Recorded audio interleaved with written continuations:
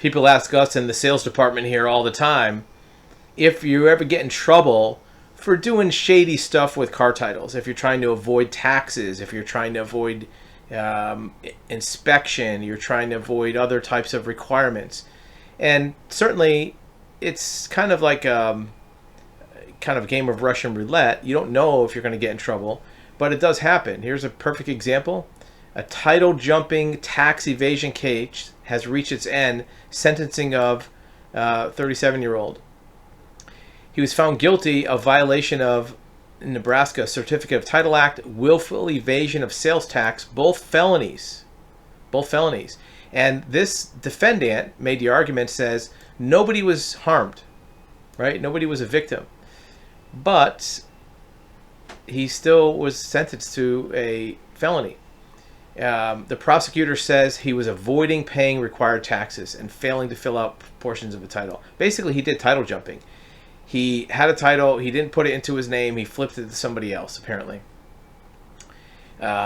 He was not sentenced to prison, but he does have to put a DNA sample. He's got a felony conviction, and it made its way to court after an investigation showed he attempted to sell a motorcycle after he purchased it and failed to pay sales tax. Motorcycle, how much could it have been, right? He said it's a common practice for those attempting to avoid paying the tax on a vehicle. You will be back in your video in just a few seconds. In the meantime, remember that actualhuman.com offers you live one-on-one private video consultation with an expert in this exact subject. We want to listen to your story. We want to hear your questions. We want to give you expert advisement of your options and tell you what we know about your particular situation. Now back to your video. The approximate amount of sales tax owed on the purchase would have been about $83. So if we're trying to save $83, he's now a convicted felon. He had to go through this court case that probably cost him thousands in legal fees.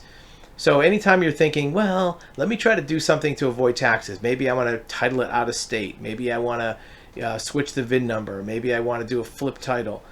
Use whatever actual title process is available to you. Bonded title, court order title, prior owner contact, any one of the legitimate methods that is offered to you. Sure, it may be a little more paperwork, it may be a little harder, you might have to pay some taxes, but if you do that, you're never going to have to worry about something coming out of the woodwork later and jamming you up on a criminal prosecution.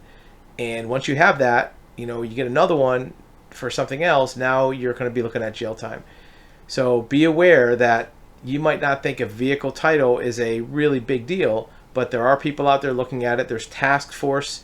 We talk to them all the time. People call us up asking about, what we know about the market. Are there, ways that can be used? We're a member of eStart. So you want to make sure you're doing it right. You don't want to be doing anything shady. No fake mechanics liens. No flipping cars to LLCs. You don't want to mess with any of that junk, because all it's going to do is make you not be able to sleep at night over saving like $83 or avoiding an inspection. Thank you for watching. Remember, you can access live one-on-one personal consultations with a licensed private investigator, a licensed commercial insurance broker, licensed certified real estate title examiner, also a certified civil court mediator. So if you have a need to talk to an expert in any of these fields, or even a licensed building general contractor, you can click the link below, actualhuman.com, and arrange a live one-on-one undivided attention with a licensed expert where you can ask any questions, get information about your situation, and we'd be glad to help.